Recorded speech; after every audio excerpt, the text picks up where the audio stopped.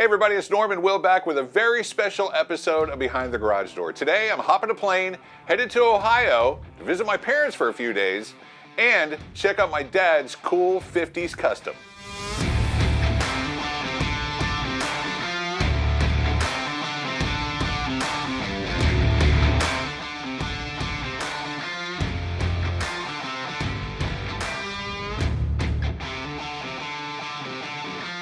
All right. Made it all the way up to Ohio, to my mom and dad's house. It's time to see what's behind Dad's garage door.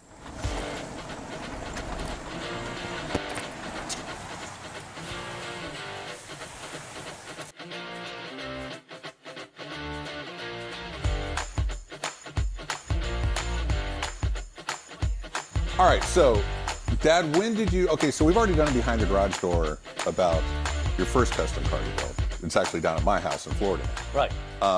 You bought that, what 1975, the 40 Ford Coupe? I think so, yes. 75. So you and I built that car, enjoyed that car all through the 80s and into the 90s. And then what brought on, well, you had a couple of other cars in between the 40 and this one. What were some of those? I did a 53 Ford for your mom. Blue. Beautiful car. Did a T-bucket. Yep. Remember the T-bucket? There's a 50 Ford in there somewhere? Pardon? A 50 Ford, 1954 or 49? Yeah, I had a 40, a 50 Ford. With flathead. Flat motor. Yep. Overdrive car. Yeah. I think that's about all. And then you found this. What made you decide on this particular car and tell everybody exactly what it is? Well, it's a 56 Ford. Okay. It began its life on December the 23rd, 1955 in Kingsport, New York. So you did the research on this car? A little bit, yeah. Okay. Yeah. And a guy named John Russo bought it. And he took it home and he made a street racer out of it. Oh. It was, all it ever did in most of its life was go stoplight to stoplight in Kingsport, New York. Car's only got 60,000 miles on it. But in that period of time, it became a real mess, to say the least. Yeah. He decided to give it to a gentleman here in the Dayton area who didn't want it, and he tried to give it away and couldn't give it away and couldn't give it away, so he finally contacted a buddy of mine, Mike Swain, and Mike said, I'll come get it. So Mike came and got it and took it to his house, and he called me and he says, Norm, are you interested in a 56 Ford? He says, I've got one in my trailer. I said, well, I've been kind of looking for one. So I went over and looked at it, and the car was rough, but it was solid. I mean, the floors were solid, the trunk was solid. And Mike told me, he says, I'll tell you what I'll do. I'll give you the car, but I want to take some stuff off of it. Like what? What was on it that he wanted? Well, he wanted the spotlights, he wanted the valve covers, a few trick stuff that was on it. Mm-hmm. And I told Mike, I said, I'll tell you what I'll do, Mike. I said, I'll give you $800 for it, and you just drop it off at my house the way it is. So that's how I ended up with the car. And you kept the stuff? Yeah, I kept all the stuff. Yeah, the spotlights that you'll see on it are... Mike's not a very good negotiator. Well, he was. He made $800 on the deal real quick. That's true. Okay. Yeah, right. He turned a quick $800. Yeah. But anyway, that's how I ended up with the car. People didn't want it. A couple of body shop guys, friends of mine, they came over and looked at it and said, oh my God. You're nuts? Yeah, I wouldn't touch this car with a 10-foot pole. Well, people said the same thing about the 40. Yeah, it was a little rough too. It was kind of rough. Yeah. You have a tendency to make really rough cars into really nice cars. So I remember seeing this car when you brought it home, and they're right, it was rough. Now, was this your vision of this car when you first got it? Just like this? When I saw it in the trailer, this is what it was going to look like when I got done with it. And you had the same vision with the 40 as well? Pretty much. Yeah, pretty much. It changed. The 40 had a couple of iterations. It did. But the way it ended up, thanks to you, with the flat black and the flames, it came out nice, and I think this car came out decent. And the 40 now, black flame and everything else done right here in this shop, as a matter of fact. Forgot about that. Everything was done here, wasn't it? was flamed somewhere else, but it was painted. It was painted here. Yeah, it was painted here. This car was actually painted in a house prior to this. Down in southern Ohio. In southern Ohio. Southern Ohio. So, what are the colors on this car? This car is Fiesta Red and Colonial White. And it's not a true white. When I painted this car, I painted the white first. Okay. And it was cream. I mean, it looked cream. It's not cream, but it's not white. Now, you put a piece of white paper on it, and you can tell exactly how off-white it is. Yeah. But it's a little story about the colors of 55, 56, 57 Fords. All had a really weird color combinations. There was black and yellow ones. There were blue ones. They're called peacock blue. Yeah, that's right. And yellow and black. And I met a guy that found out that the gentleman that was in charge of Ford during those periods of time was of Central American descent. Oh. And so he had some of the Central American Inca type blood in him, and he liked these colors. And that's why that era of cars have these really flamboyant, I guess you would call them. The yellows and the blues and the reds and... Yeah.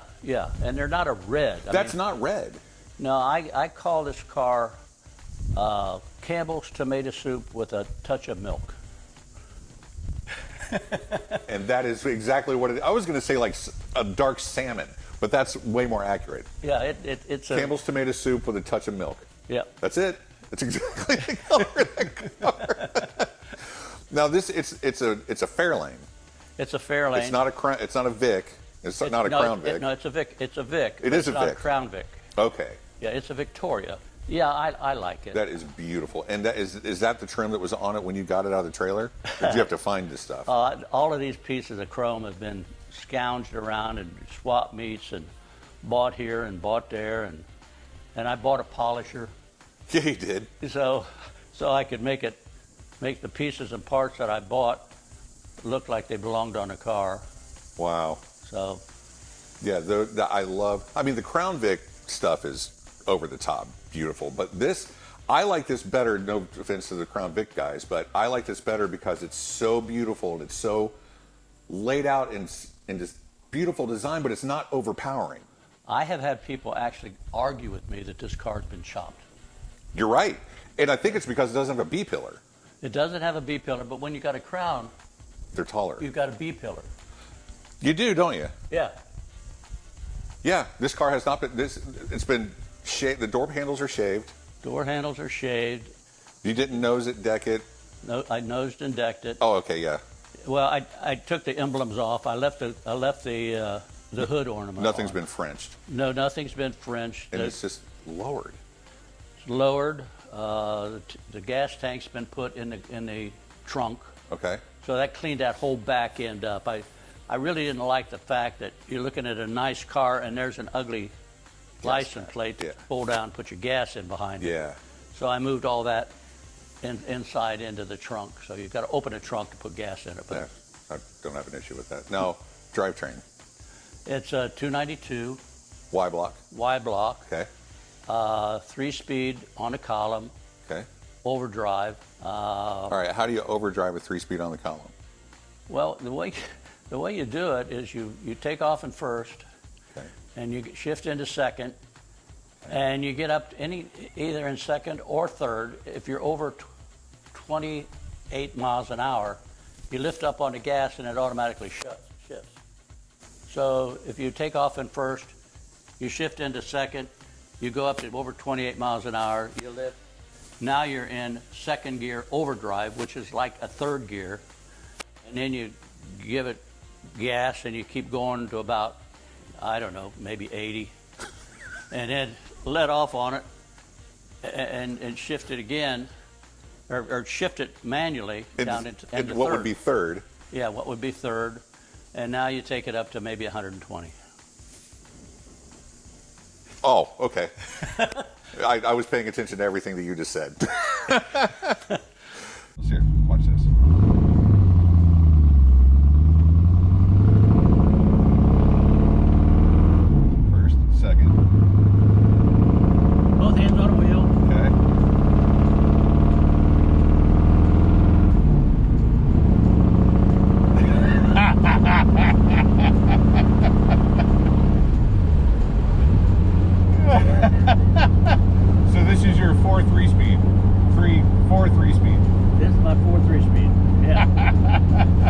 So you go first to second, let out a little bit, and it goes into third, so like 2.5, and then you go into third, and you're technically in fourth?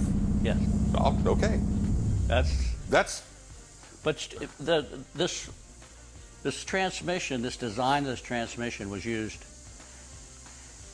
all over the place. They were in Studebakers, they were in Hudson's.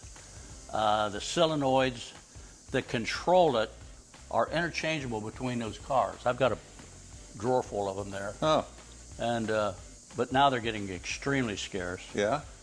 That's the weak point is the solenoid that kicks a paw in and out. So that solenoid goes bad, the overdrive doesn't work. Yeah, you don't go into overdrive. So you have several backups. Yeah, yeah. It looks like you have several backups of everything around here, Dad, to be honest with you. Yeah. There's a difference between a hoarder and people that have really good stuff, and a lot of it. Dad's got really good stuff. Well, after you've been collecting for 50 years, I guess you acquire you amass. Yeah. Stock rear end, 56 rear end. 56 rear end. Lake pipes. They're not connected. They're just show. But I'm not mad at that because it just lowers it down even more. It lowers it another, what, 1.5 inches, 2 inches? Yeah. Yeah. Yeah, it's lowered with 3-inch blocks in the back. Okay. And then I put granaded spindles on it so I could put disc brakes in the front. Okay. That lowered it another 3/4 of an inch. And then I split the bottom of the A-frames and put spacers in about this big, and then bolted everything back together, and that dropped it about another 2.5 inches. So the car's lowered about 3 inches all the way around. The stance is fantastic. It looks like it's sitting lower in the back, but it's not. I don't think so. It's so level. Yeah, yeah. Oh, this car. All right, Dad, so we move over to the other side of the car. Tell me about the interior. The interior was actually done by my wife. She sewed every pleat, every piece of thread that's in this car. My mom is a very talented seamstress. Yes. And she doesn't get enough credit for the stuff that she does. Yeah, absolutely. So anyway, we went down and got her some material and brought it back, and it was red and white, which was what we thought the car was. And when we got it painted and we started making the interior for it, it didn't match at all. So the material was true red and white? Yeah. Okay.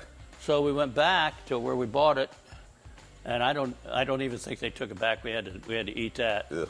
And found this red, as it would be, that matches the car. How? We stumbled into it. I mean, it was just dumb luck.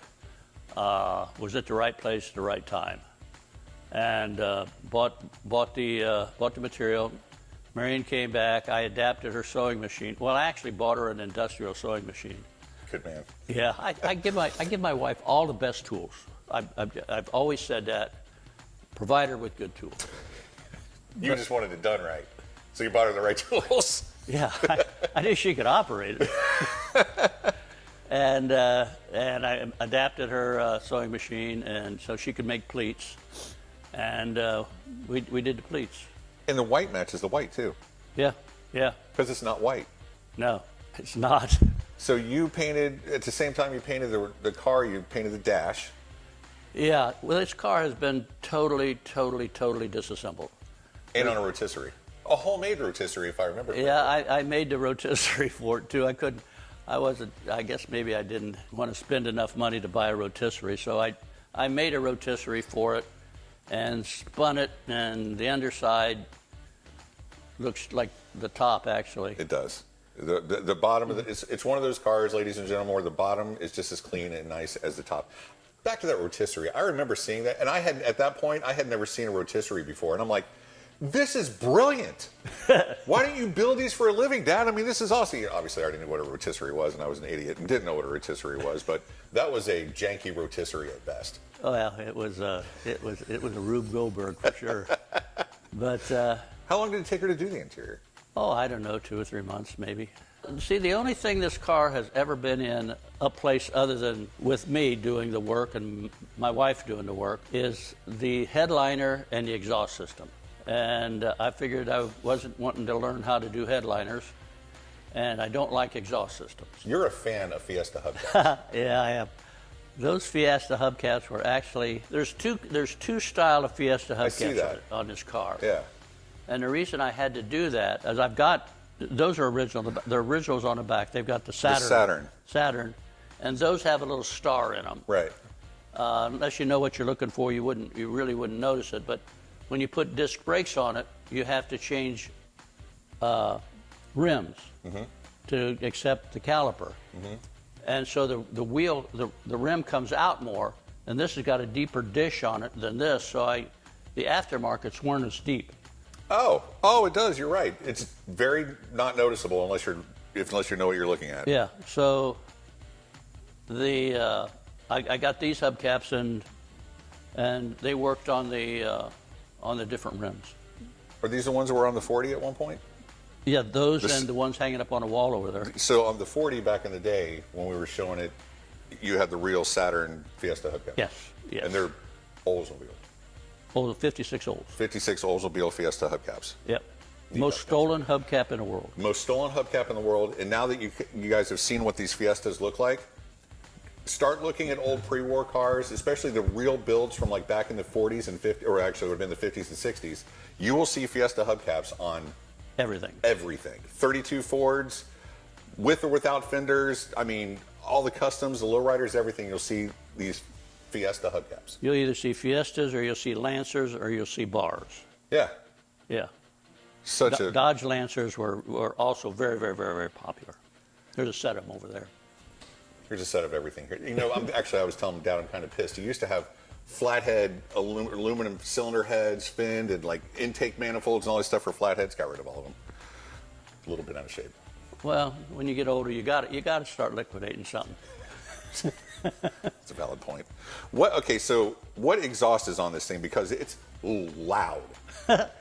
Well, I went to Muffler Brothers and told them I wanted to have an exhaust system put on, and they told me, "Are you going to supply the mufflers?" And I said, "Yes." So I went to a swap meet and found these mufflers that were just about this big around and about this long, and I looked through them and there wasn't nothing there, so I said, "This is good." So pre-blown out. Yeah, and they had a couple of dents in them and stuff like that, but they were solid. So I bought them for the pair of them, I think, for $15 or something like that, and put them in the trunk and took them over to Muffler Brothers. So I go in, I said, "My car's here for the exhaust system," and the guy says, "Did you bring your mufflers?" I says, "Yeah, they're in the trunk." He says, "Well, let me go see." So I raised the trunk, and he says, "You want me to put those on that car?" I says, "Yeah." So he did. Those piece of crap mufflers on this really nice car. Yeah. Okay. So he called me and said, "Your car's done." So I go over and I got down and I'm looking under it, and he comes up behind me and he says, "Start it up." I says, "I will." He says, "No, start it up now. I want to hear it again." Again. Yeah, again. So it's a little raunchy. It's loud. You've won a couple of like cackle contests, haven't you? Yeah. Yeah, it can get. It's an attention getter for sure.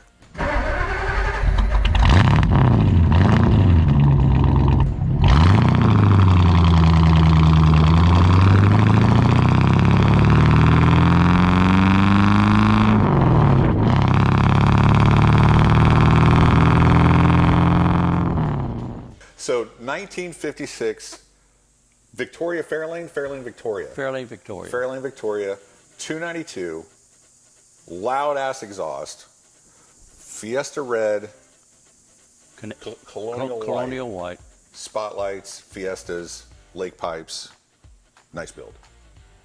Well, it's period. Yeah. I think that the whole car, my desire was to build a theme car that was early 60s. This is a car you would have saw in American Graffiti. Because that was supposed to be in like 64? Yeah. Is that about right? Yeah, I think so. But I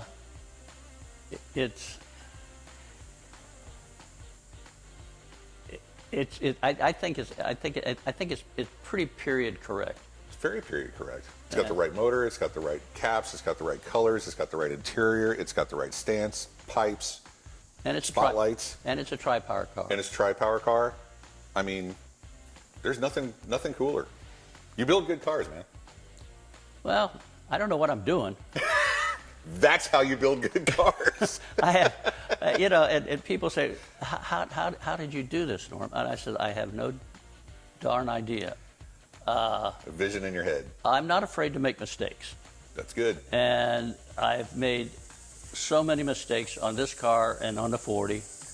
And if you make a mistake, you learn something, and then you learn how to fix the mistake. So the next time you do something, you don't make that mistake. But if you do, you got a way to fix it. You know how to fix it. Yeah. And like we did a behind the garage door guy. I think his name was Fred. He had the that race car, the Wasp, the yellow race car. I think Coker has the actual real one. Yeah. But he wanted it. Yeah. And he couldn't get it. So what he did? He built one. He built one. Yeah. But if you don't have what you want, what do? Build it. You build it. Yep. So that's what you did a couple different times, several different cars. Yeah. Nice stuff.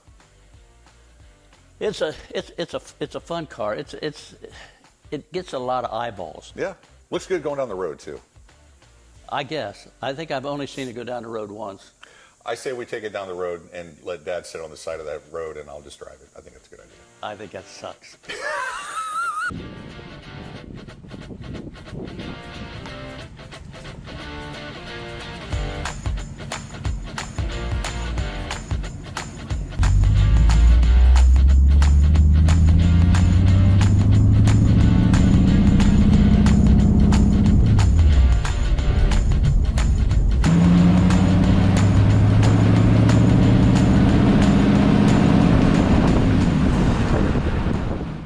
All right, just flew in from Ohio, and boy, are my arms tired. Thanks, Mom and Dad, for the hospitality over the weekend. And Dad, thank you so much for sharing your story about all the cars that you built over the years. The 40, which I have, still to this day, and never letting go of it. And that cool 56 Fairlane. Man, that thing is just right down to every nut and bolt. Hey, if you've got a friend, you've got a family member, you got a dad that has a really cool car or something cool that they want to talk about, by all means get in touch with us on any of our social media platforms, and make sure you stay tuned for another episode of Behind the Garage Door. Stingray Chevrolet, relax, enjoy the difference.